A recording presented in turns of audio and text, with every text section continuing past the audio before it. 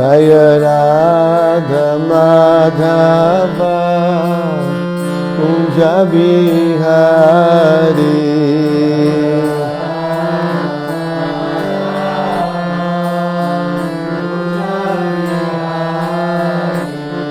Jaya Radha Madhava Kunja Bihari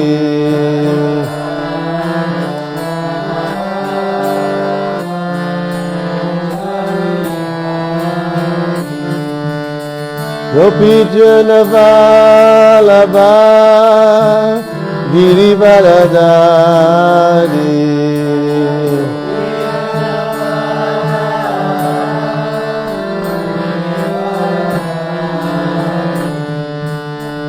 Gopi Jana Vallabha Girivaradari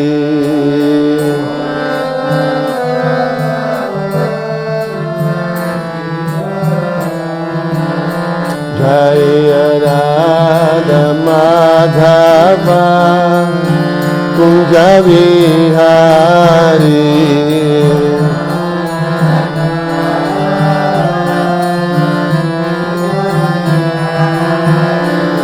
Jaya Radha Madhava Kunja Bihari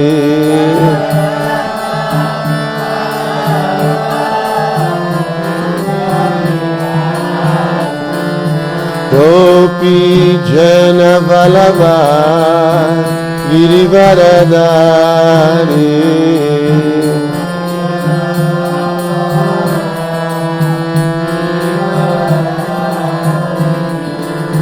Gopi Jana Vallabha Girivaradari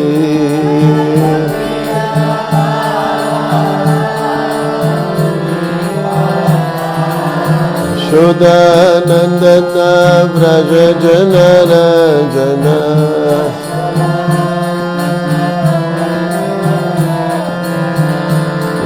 Yashodanandana Vraja Jana Ranjana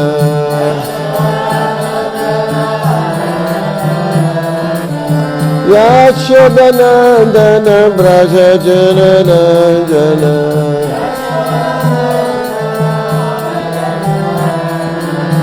Yamuna Tira Vanachari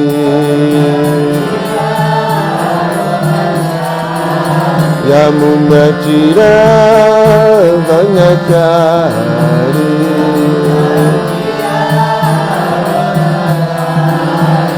Jaya Radha Madhava Kunja Bihari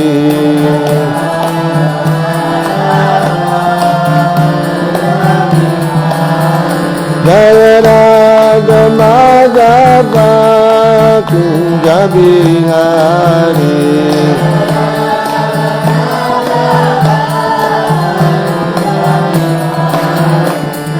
Gopi Jana Vallabha Girivaradari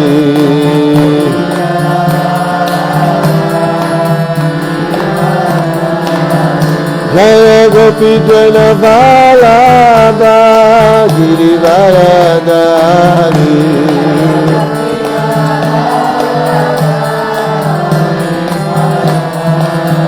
Yashodanandana Vraja Jana Ranjana Yashodanandana Vraja Jana Ranjana Yamuna Tira Vanachari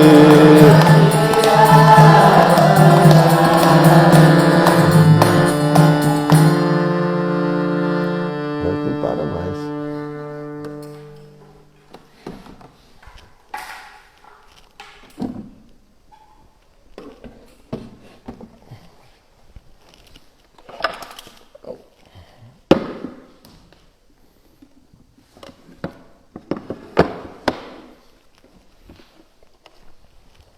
Então, bom dia novamente a todos.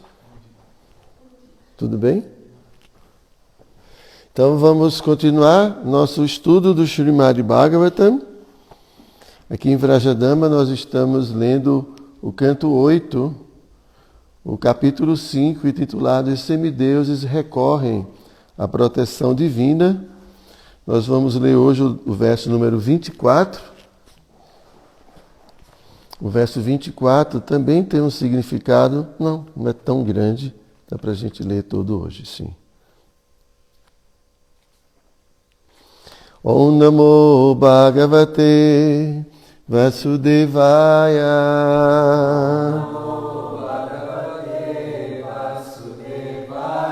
Om Namo Bhagavate Vasudevaya.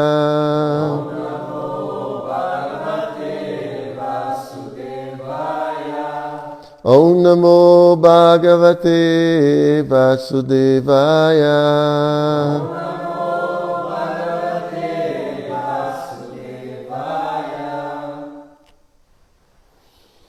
Então eu vou ler o verso sozinho. Shri Shuka Uvacha Iti Abhasya Suram Veda Sahavdevai Arindanma Ajitasya Padam Shakshat Jagamatamassaparam. Então, Shri Shuka, vou ler agora a tradução de cada palavra em sânscrito. Shri Shuka Uvacha, Shri Shukadeva Goswami disse, Iti, assim, Abhasya, falando, Suram, aos semideuses, Vedaha, o Senhor Brahma, que é o cabeça deste universo e que a todos ilumina com o conhecimento védico. Saha, com, Devaihi, os semideuses, Arindama, ó Maharaj Parikshit, subjugador de todas as categorias de inimigos, tais como os sentidos. Aditácia, da Suprema Personalidade de Deus, Param, a morada, Shakshat, diretamente, Jagama, foram, Tamasaha, o mundo da escuridão, Param, transcendental, a, além de. Então, a tradução e o significado foram dados por sua divina graça, Srila Prabhupada.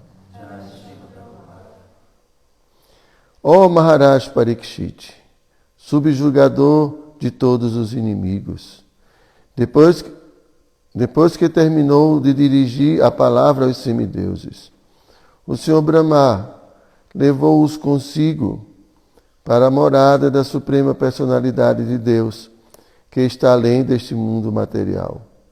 A morada do Senhor está situada numa ilha chamada Shweta Dwipa, que se encontra no Oceano de Leite.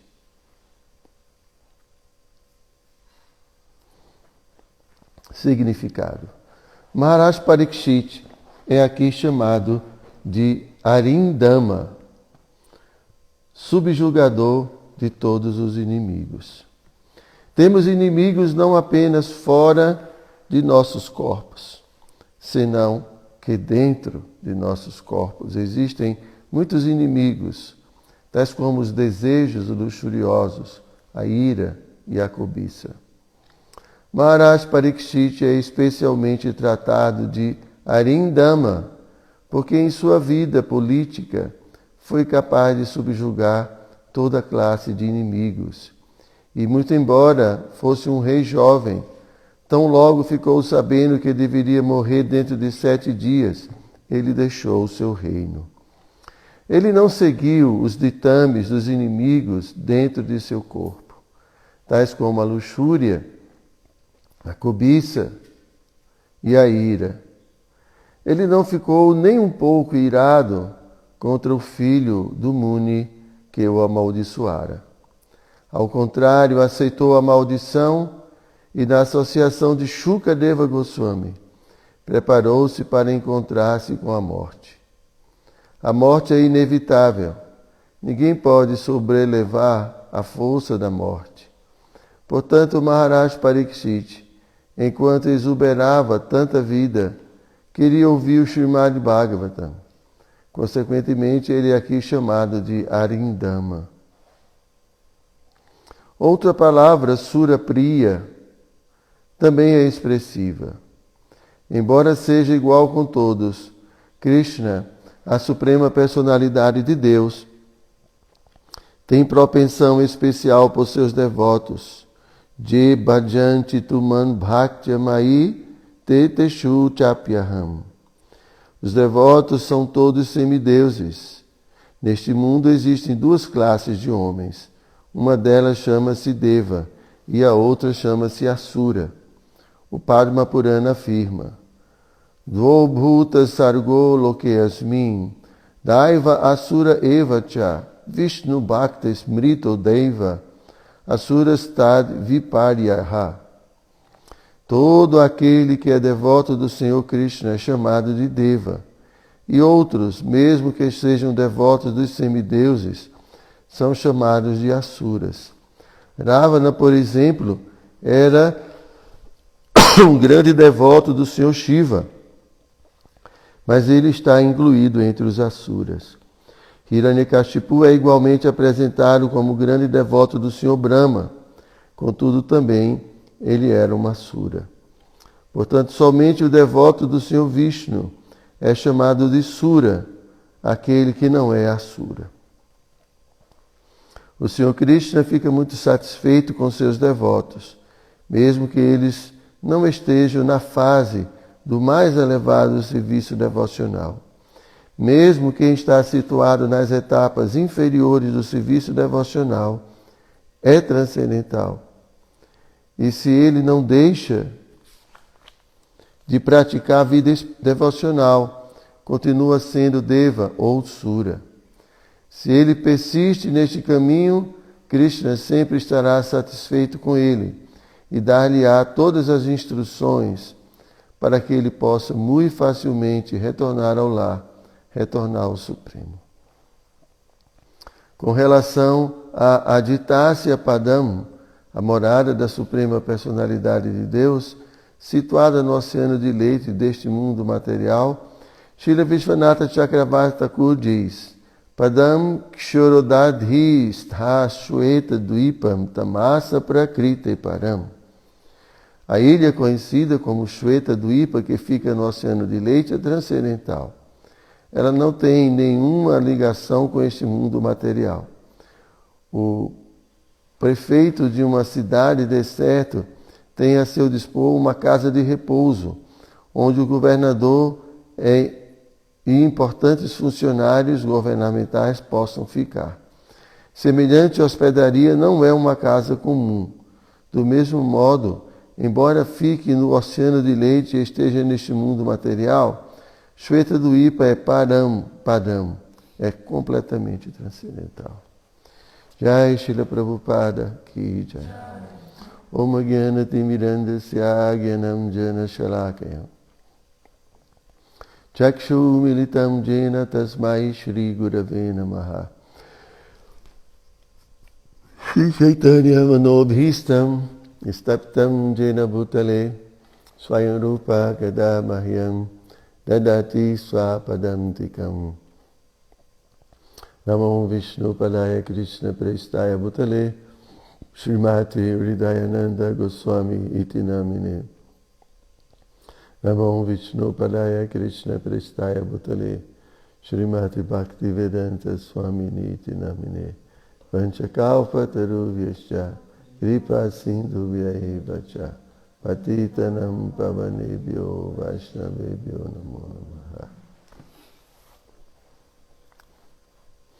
Então agora o diálogo volta para Shukadeva Goswami e Parikshit Maharaj. E aqui Shukadeva Goswami fala para Parikshit Maharaj que o Senhor Brahma então reuniu todos os semideuses e foram ter com o Senhor Vishnu em Shweta Dvipa. E aqui para dar ênfase em algumas palavras, né, que foram atribuídas por Shukadeva Goswami a Parikshit Maharaj. Né? E a primeira palavra é muito significativa, Arindama. Arindama. O que significa Arindama, Prabhu? Aquele que venceu todos os inimigos. Então, quando a gente ouve nossos inimigos, a gente pode pensar em inimigos externos. A gente pode ter algumas pessoas que não gostam da gente. Mas assim, é explicado, né, que um devoto, ele nunca considera alguém inimigo. Yudhishthira Maharaj, ele é conhecido, né, como aquela pessoa que nunca conheceu, né, um inimigo. Assim, ele nunca... Bom, muitas pessoas não gostavam dele, mas ele não tinha nenhuma inimizade com ninguém. Porque essa é a visão do devoto. O devoto vê outros como devotos de Krishna, em diversas situações. Então, o devoto de Krishna, pelo fato de ver todos como almas espirituais, algumas purificadas, outras almas ainda muito condicionadas e outras muitíssimo condicionadas à energia material. Então, muito embora ele tenha essa percepção de igualdade, de equanimidade, porque ele vê a alma, né, com diferentes coberturas, isso não significa que ele vai ter uma vida próxima com aquelas pessoas que não gostam dele. Porque alguém pode pensar que um devoto, pelo fato de estar completamente rendido à personalidade de Deus e não considerar ninguém como seu inimigo, então ele deveria então viver intimamente com pessoas assim aversas a ele. Não, não é isso. Então o devoto, ele escolhe com quem viver. Mas isso não significa que ele não esteja sempre pronto para respeitar todos os seres vivos e até mesmo orar pelo bem-estar daquele que o tem como inimigo. Então obviamente que a gente tem que orar, né? Porque se o inimigo avança espiritualmente, ele vai deixar de ser inimigo. As pessoas são aversionadas a outras e brigam e as têm como pessoas inimigas, em virtude, de sua condição. Ela mesma não conseguiu vencer seus inimigos internos. Então, Prabhupada fala que existem essas pessoas que podem não gostar da gente e podem tentar nos agredir de uma forma ou de outra, seja fisicamente, seja moralmente, de muitas formas. Mas, pior do que os inimigos externos são os inimigos internos. E a gente presta mais atenção a quem não gosta da gente, né? Mas nós temos tantos inimigos internos. Esse é o nosso maior problema. Os nossos inimigos internos. Porque nós estamos sempre atribuindo a algo fora da gente a culpa dos nossos problemas. Sempre nós estamos atribuindo a alguma coisa externa. Nós estamos sempre fugindo à responsabilidade dos nossos próprios sentimentos, das nossas atitudes. Então isso é algo muito, muito importante de se perceber. Então, isso são os mecanismos de fuga do nosso falso ego. O falso ego nunca quer admitir que ele tem defeito. Você vê, assim, o Vishala está sempre falando que ele é incrível, né? Ele nunca quer aceitar, não é, Vishala, que tem assim defeitos, né? Eu estou brincando, gente. Estou usando o Vishala aqui como bode expiatório. Então, assim, se nós não queremos aceitar a responsabilidade de nossos atos,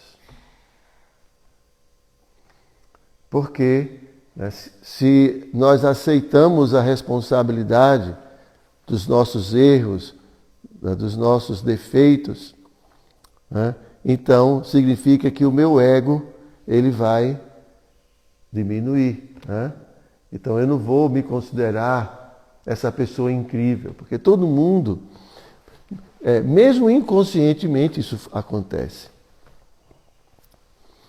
Mesmo inconscientemente, sempre nós estamos... Esse mecanismo é uma coisa que muitas vezes é inconsciente. Então, por isso que a gente não suporta que alguém aponte algum defeito nosso. Por quê? Porque eu não quero assumir a responsabilidade, né, que vai me tornar uma pessoa menor do que eu quero ser. Você quer ser grande, né, Prabhu? Ou você já se desistiu disso? Hã? Desistiu de crescer, né? Tem 1,80 m, mais ou menos, de altura. Mas é sério, gente, isso é extremamente importante na vida espiritual. Porque é dito que o primeiro passo para uma pessoa curar sua doença é admitir que é doente. Mas o problema é que o ego não quer admitir isso.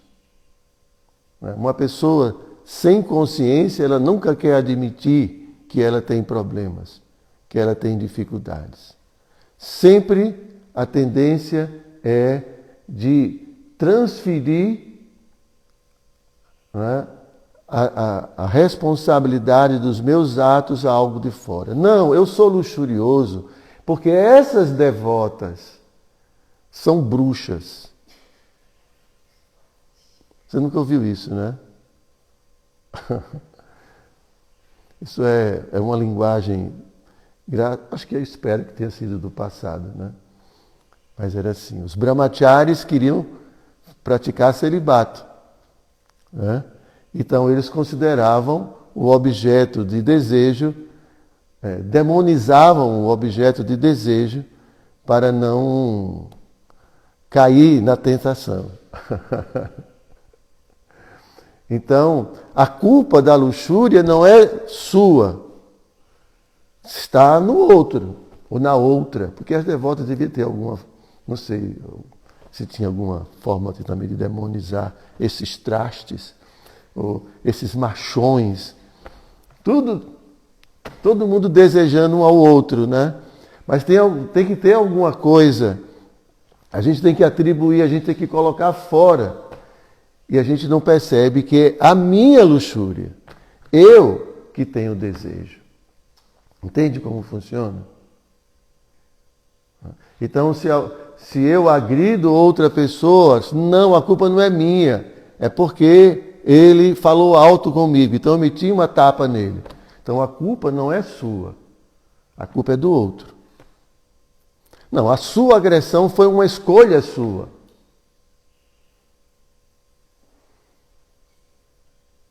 A escolha do outro foi falar alto e a sua escolha foi agredir o outro.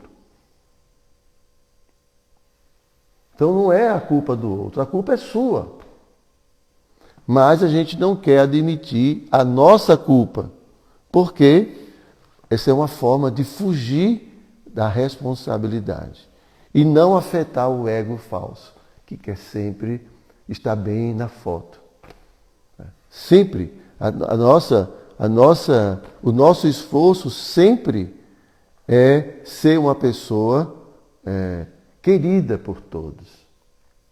Ser uma pessoa que vai ser aceita no grupo, aceita na comunidade, ter um lugar de destaque. Porque imagine só, você faz parte do time, mas você está sempre na reserva. Bom, às vezes tem que ficar na reserva, né? Mas você quer ser o titular e quer ser os holofotes, né? E quando o centroavante faz o gol e toda a imprensa, ela vai lá procurar o atacante, né? Os outros ficam... E alguns vai dizer, poxa, mas ele não é tão bom assim. Afinal de contas, eu sou goleiro, eu peguei muitas bolas, por que ele não veio falar comigo? Sempre esse jogo, né? Sempre é essa... Então, sempre as pessoas querem estar, em geral, em destaque. Essa é a postura. Então, por isso que a gente sempre está querendo fugir da responsabilidade, dos meus sentimentos. Dos meus sentimentos e de minhas atitudes. Mas Cristo não se engana. A gente pode se enganar nós mesmos, atribuindo culpa a todo mundo. Que esse Prabhu, que essa Mataji, que esse presidente, que esse Bhakta, que esse visitante e assim por diante. E sempre fugindo à nossa obrigação de tratar os nossos problemas. Então, assim, a psicologia fala, né? A gente vai escondendo embaixo do tapete, né? A sombra, as sombras. Então a gente termina vivendo num mundo de sombras. Toda a sujeira embaixo do tapete. Que ninguém levante o tapete. Não é assim que acontece? Ainda bem, né, que as pessoas não sabem o que se passa dentro da nossa mente. Né? Cristo fez de um jeito que assim que... Porque a gente não ia ter como ficar assim... maquiando, né? Mas essa é a nossa responsabilidade. Então a gente deve entender o seguinte, que quanto mais a gente foge da responsabilidade, né, de enfrentar esses inimigos que a gente tem dentro, né, a ira. Por que a ira? Por que você fica irado? Né? Por que a luxúria? Por que a inveja? Por que essas coisas acontecem? Por que essas coisas surgem dentro da gente? A gente tem que responder, a gente tem que procurar a resposta para isso. Porque tem uma raiz para tudo isso. E se a gente não for na raiz, a gente nunca vai conseguir vencer esses inimigos. Eles vão ficar cada vez mais fortes. Então, quanto mais o ego falso é grande, quanto mais orgulhoso, quanto mais vaidoso, né, menos eu vou suportar qualquer tipo de comentário negativo acerca de mim. Por isso que você fica irado. Acho que você já desistiu, né? Mas tem muita gente que fica, né, irado. Então, a ideia toda, gente, está por trás do conceito corpóreo de vida. Parikshit Maharaj ele estava completamente identificado como uma alma espiritual, como um ser espiritual. Ele não estava nem um pouco preocupado em enaltecer seu ego. Né? E o sintoma disso, né, o exemplo que Prabhupada cita aqui, é que quando ele foi amaldiçoado por Srini, né, o Brahmana, criança, adolescente, ele não ficou nem um pouco agitado. Ele era um rei, um kshatriya. Ele podia, naquele mesmo momento, voltar e agredir. Ou ele poderia, com o poder que ele tinha, ele podia contra-atacar aquela maldição. Mas ele não ficou irado. Por quê? Ele não estava identificado com o ego. Ele não estava preocupado em defender uma posição temporária como um rei. Ou preocupado em proteger um corpo temporário. Ele entendeu na mesma hora, isso é um arranjo de Cristo. E não ficou perturbado, ficou tranquilinho. Em contrapartida, por exemplo, a gente está lendo a história de Ravana, né? O Ravana, o Duryodhana, toda a vida que falavam dos Pandavas, Duryodhana ficava extremamente irado. Por que vocês estão sempre glorificando os Pandavas? Bhishma, Vidura, Drona. Ele ficava uma cobra. Por quê? Ele queria ser glorificado. Ele queria estar naquela posição suprema, ele queria ser, né? E sempre estava invejando os Pandavas, as conquistas dos Pandavas. Yudhishthira fez um Rajasuya, que é um sacrifício extremamente raro de acontecer, e ele queria fazer também um Rajasuya para poder se igualar, mas só que ele não podia fazer outro Rajasuya, enquanto o rei que tivesse feito estivesse vivo, ele teve que fazer outro e não se contentou com isso. É assim que funciona. Então isso, gente, isso acontece na nossa vida constantemente, diariamente, na nossa relação com o esposo, na nossa relação com a esposa. Você que é a culpada de tudo.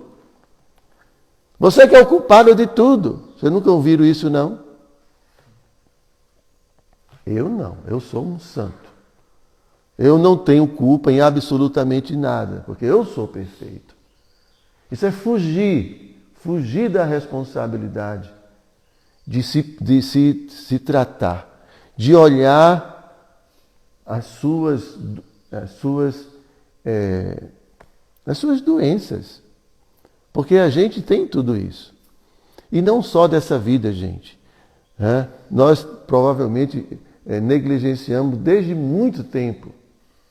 Porque não é a cultura da sociedade tratar essas coisas.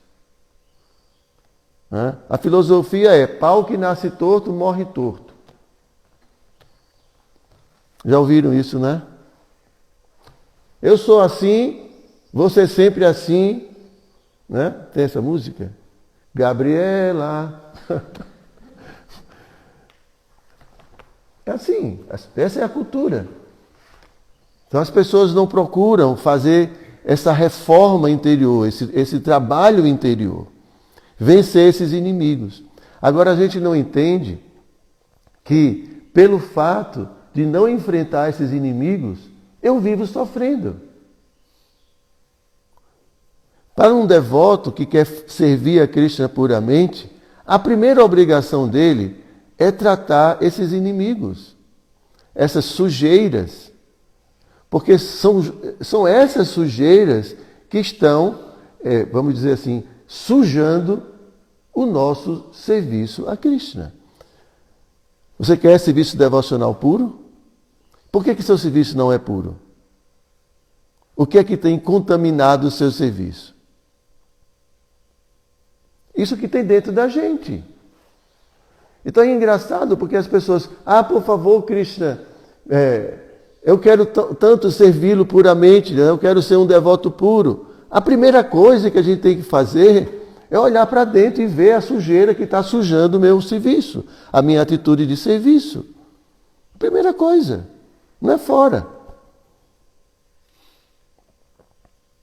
O que está sujando, quando a gente fala da sujeira, é a motivação com que eu faço o meu serviço. O que caracteriza um serviço puro e um serviço impuro é justamente um dos aspectos, é a motivação. Né? O Rupa Goswami, ele define serviço devocional puro, né, como aquele serviço que é isento de qualquer motivação material. E a motivação material é justamente as impurezas que a gente tem dentro. Como, por exemplo, desejos materiais, luxúria. Eu não quero servir a Krishna. E se eu sirvo a Krishna, é porque eu tenho algum interesse que Krishna me dê alguma coisa em troca. Aí o nosso serviço não é puro. E por que eu quero alguma coisa em troca? Porque eu ainda estou apegado a esse corpo material, ainda estou apegado a muitas coisas desse mundo, condicionado a muitas coisas desse mundo. Por isso que essas coisas me forçam, de certa forma, a ter esses desejos. Esses desejos nascem de minhas impurezas, gente. Um lugar que é puro não pode manifestar impureza, porque é puro. Agora, quando o lugar é impuro, ele vai mostrar as impurezas. Uma água impura vai mostrar impureza na forma de cor, de odor e assim por diante. E nossas impurezas vão se manifestar no serviço a Krishna, né? No relacionamento com outras pessoas. Então, por isso que a primeira coisa que deve ser feita é olhar para dentro, não atribuir a culpa aos outros. Porque tudo que eu faço é minha responsabilidade. Tudo que eu faço, tudo que eu penso é de minha responsabilidade. Ninguém tem poder de entrar dentro de mim e fazer algo por mim. Não tem. Isso é minha responsabilidade. Minha irritação, minha agitação, minha luxúria, meus desejos materiais, tudo é minha responsabilidade. Faz sentido? Vocês concordam? Não, Maharaj, não é bem assim. Esse devoto é que me perturba o tempo todo. Então, aqui ele está falando que Parikshit Maharaj, ele... Como é que é o termo? Vou ter que decorar isso aqui, achei interessante. Arindama. Aquele que venceu os inimigos. Então, vida espiritual, gente, é purificar nossa existência. E purificar de tudo isso aqui. E o processo começa com começar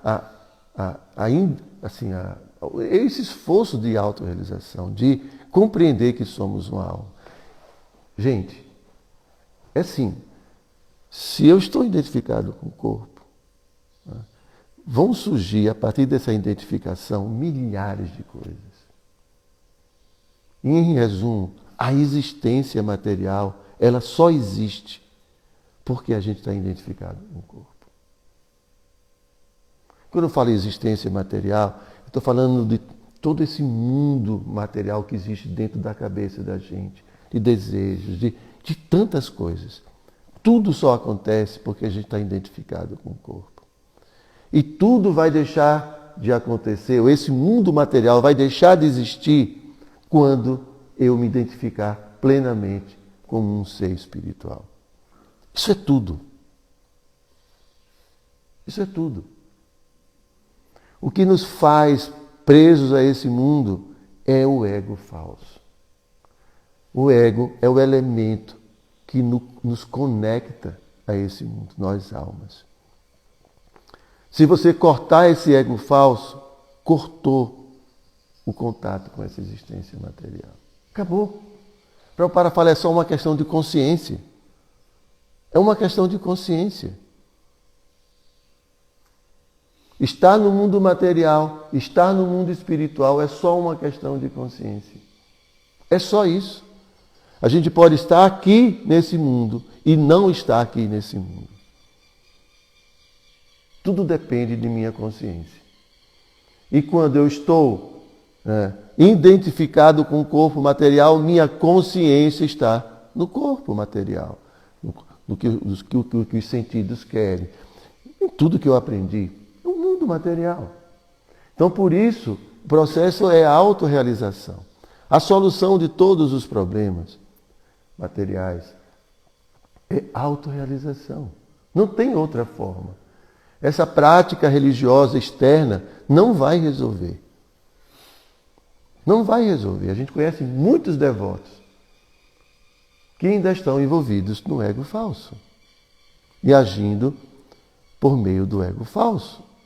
A gente ainda, obviamente.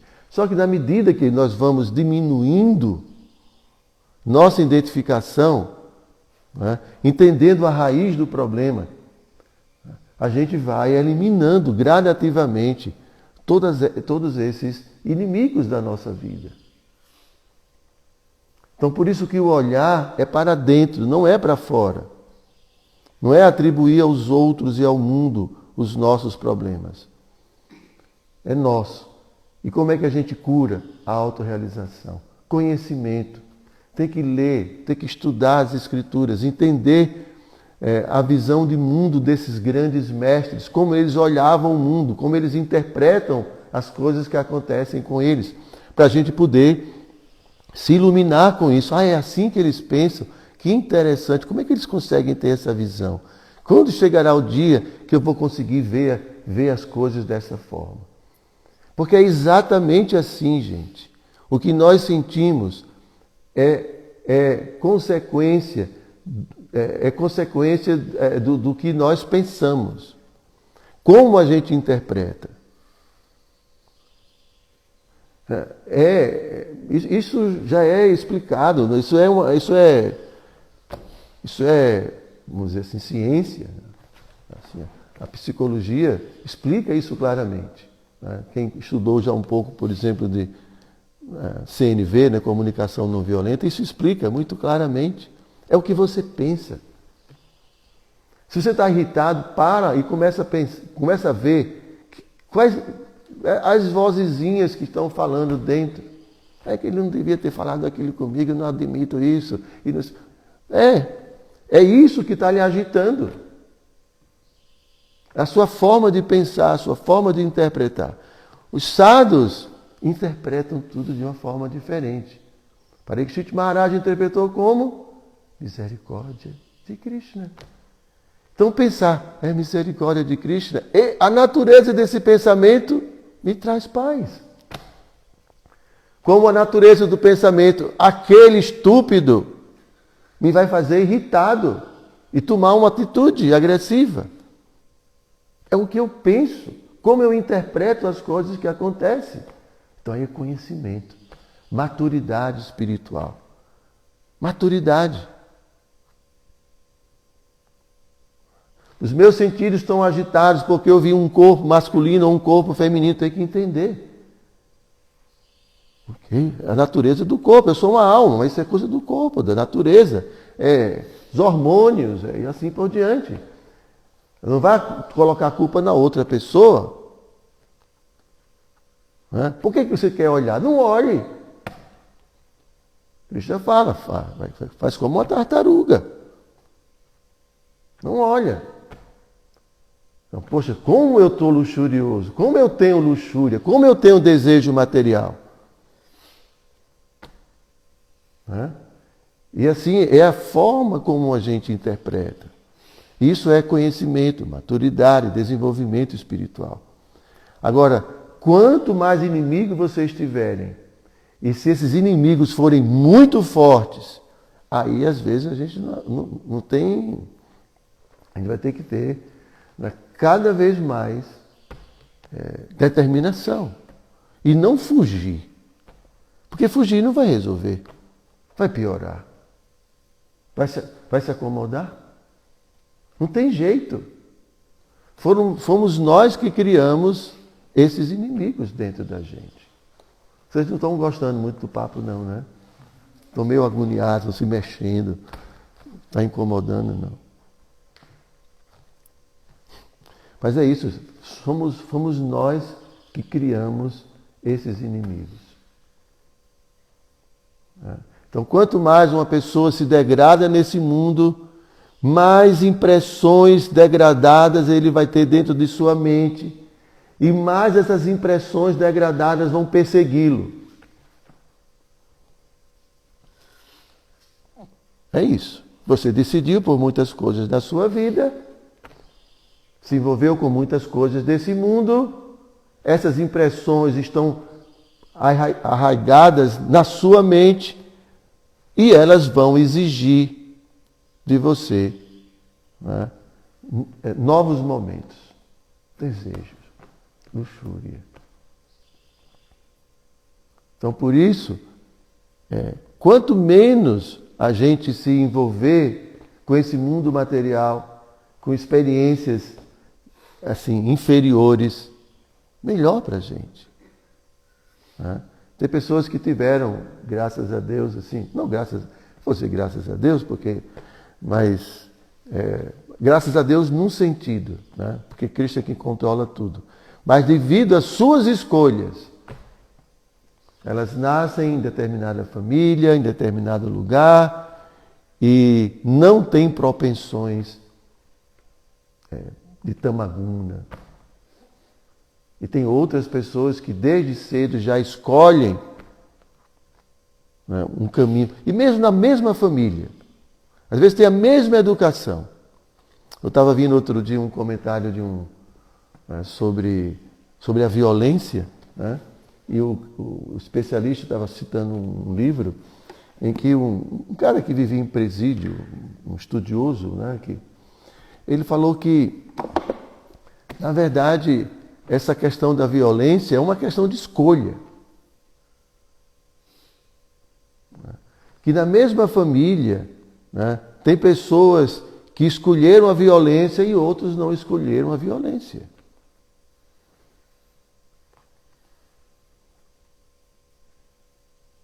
Né? Então, às vezes, né, falava assim, a mentalidade do delinquente, do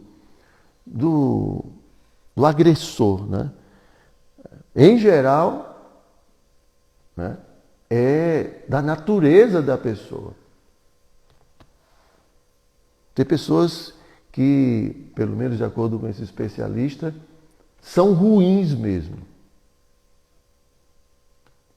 E por isso fazem essas coisas.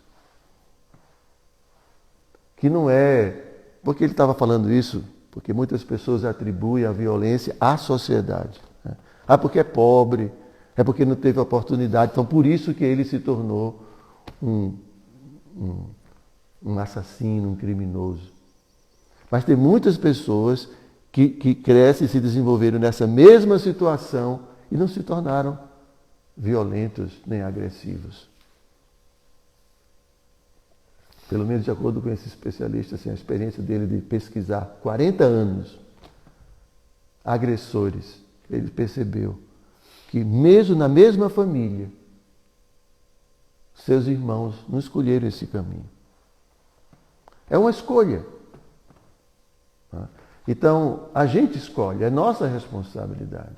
Então, por isso, esse olhar para dentro, para a gente identificar esses inimigos e perseguir esses inimigos, purificar nossa existência. E assim, a gente vai ter possibilidade de um dia poder ser um devoto puro. Devoto puro por quê? Porque eu purifiquei. E não pensem que vai ser uma varinha de condão assim, que vai aparecer uma fada madrinha, vai bater assim na cabeça, aí vai tornar a gente puro. Não é assim. Cristo vai dar conhecimento para a gente, Cristo vai estar nos ajudando.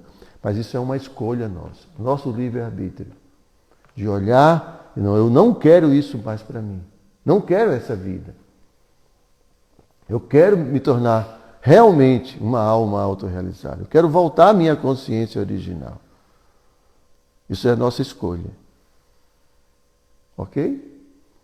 Faltam 5 minutos. Se vocês tiverem alguma pergunta, algum comentário, se a internet tiver alguma pergunta, acho que hoje...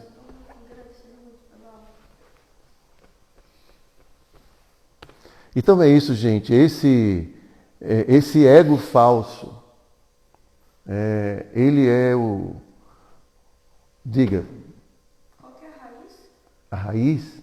Ego falso. Então a raiz da ira, da luxúria, Tudo. da inveja, tudo é ego. Porque o que é o ego falso? A gente precisa entender o que é esse ego. O ego, ele é formatado, né, pela sociedade, pela cultura, pelas experiências que a gente vai tendo ao longo do tempo. Então, se você, por exemplo, nasce numa cultura, né, por exemplo, que não só você nasce, se você já vem de algum tempo, mesmo de outras vidas, né, trabalhando o conhecimento, trabalhando a autorrealização, entendendo que você é um ser espiritual e que tudo pertence à pessoa suprema, você vai coibir essa luxúria, esse desejo de explorar. Não é só a questão do sexo, é explorar qualquer coisa. Você não vai explorar a propriedade do Vishala, vai? Por quê? Hein? Respeito? E por que a gente não tem respeito pela propriedade de Krishna? Porque você pensa que não é de Krishna. Então, mas isso é o ego. A identidade que você assumiu não entende que isso tem um dono. A gente aprendeu a viver num sistema que não identifica um proprietário para tudo isso. Então as outras almas seriam propriedade de Krishna. Claro! E não só as outras almas, o corpo que você tem, A habilidade que o corpo que você tem é propriedade de Krishna, é dele. E não só dele, ele está emprestando, não é minha. É muito interessante como a gente se apropria daquilo que não nos pertence. Porque se o corpo corre a uma certa velocidade, isso é uma coisa do corpo. Você não pode usar isso agora para conquistar outras pessoas, ou a beleza do corpo que foi dada pela natureza, e assim por diante. Então a gente fica vaidoso, fica orgulhoso e a gente fica se utilizando, né, dessas características para conquistar outras pessoas, ou então desejando desfrutar das características das outras pessoas. Não percebendo que as características de beleza, de habilidade, tudo também é Krishna. É de Krishna. É dele, é ele. Então, quando uma pessoa se ilumina, não tem luxúria. Mas em ignorância, eu não vejo que tem um proprietário. Então, se você vai trabalhando isso, aí você pode nascer, como Krishna fala, vai nascer numa família que vai dar continuidade a todo esse programa, todo esse processo. E você não vai ter tanto problema com luxúria. Vai nascer com um corpo adequado, num lugar adequado. Mas, se a gente não trabalha isso, vai voltar com os mesmos problemas. Não é? Então, por isso que, quando a gente fala que tem pessoas que já nascem com essa tendência, porque, gente, é de vidas passadas. São as impressões. São as impressões que a gente tem. Está tudo isso aqui. A gente não perde nada. Tudo que a gente viveu não se perde. A gente esquece, mas está lá presente. E vai exercer influências. E a gente vê mesmo que tem... Os pais falam muito sobre isso, de seus filhos serem completamente diferentes uns dos outros. E uns já nascem um bicho, né? E briga por tudo, e implica com tudo. Desde cedo já tem essa natureza. Mesma educação. E outros não. Né? Por isso essa importância de não ver o movimento para a consciência de Cristo como essa religião que a gente vai no domingo, ali bate um papo e conversa, e canta um pouquinho, canta um Hare Krishnazinho aqui. Tá? Não, gente, é um processo de transformação, de purificação da existência. E para purificar vai ter que fazer muito esforço. Sabe como lavar aquela panela? O Para falou para a Devotinha, né? Na época, ela pediu para ela lavar uma panela, não me lembro bem se foi. E queimou a panela. Ela falou, é assim, tem que esfregar para sair a sujeira. Não vai ser assim só. Não vai ser assim não, gente. Vai ter que fazer muito esforço. Né? E vai passar por muito sofrimento, em geral, para identificar as coisas. Krishna vai criar muitas situações para isso se manifestar. Diga, senhora. Como lidar com as pessoas que escolhem não ver Krishna como proprietário de tudo, enquanto escolhemos ver e estamos nos esforçando para isso? Veja, você é responsável pela forma como você vai ver o outro. Então não tem assim, o ponto é que essa visão de mundo é uma conquista da alma, é uma conquista da autorrealização. Então, não é uma coisa artificial. Né? Claro que a gente vai, em muitas situações, ter a possibilidade de parar, né? Aquela história do sinal vermelho, sinal amarelo. Né? Então, diante de uma situação de conflito, por exemplo, que alguém vem falar alguma coisa, sinal vermelho, para. Sinal amarelo, atenção. Vai refletir. Se você não conseguir esse momento de reflexão, você vai agir instintivamente. E vai agredir, e vai começar a pensar muitas coisas. Então, sempre o que é aconselhado, você tem que refletir. Né? Toda essa sujeira que a gente tem e traz hoje é fruto de irreflexão ou reflexões equivocadas. Como eu enfrento as situações? Então, como eu interpreto? Então, de acordo com o nível de maturidade que eu tenho, eu vou interpretar as coisas de acordo com aquela capacidade que eu tenho. Né? Então, se a minha capacidade deixa a desejar, a minha reflexão vai ser: esse cara é meu inimigo, eu vou ter que me vingar dele. E assim por diante. Isso vai ser a forma como você vai reagir. Pode ser que daqui a 10 anos, 20 anos, devido à sua vida, devido às suas experiências, né? Você vai enfrentar outra situação parecida agora, com a sua nova maturidade, com a sua nova experiência, né? Apesar de que essa experiência passada possa vir e dizer para você: vou matar ele, vou me vingar dele, agora você vai dizer: não. Não. Eu já entendi que isso... Então você amadureceu. E você vai enfrentar isso que existe dentro de você, essa experiência, porque ela vai vir. E você vai enfrentar com um novo olhar. Então sempre é um processo de reflexão interior. Então a gente tem que olhar com os olhos dos sábios. Olhar com os olhos das Escrituras. Então se eu sou muito impulsivo, né, e não penso 2 vezes antes de agir, eu vou me arrepender depois. Né? Então, a gente tem que sempre olhar todo mundo, olhar todas as situações pelas quais a gente passa com esse olhar do conhecimento. Isso é um treinamento. A gente tem que é purificação da nossa existência. Esse revisitar, né, essas situações anteriores e olhá-las com outro olhar, com o conhecimento. E assim, aos poucos, a gente vai assim, enfraquecendo esse poder, né, das impressões anteriores. É todo um processo interno. Todo um processo interno. Bom, não sei se eu respondi a pergunta dela. Espero ter. Então já passamos do horário. Então, muito obrigado à presença de todos. Grantaraja Srimad Bhagavatam Ki Jai.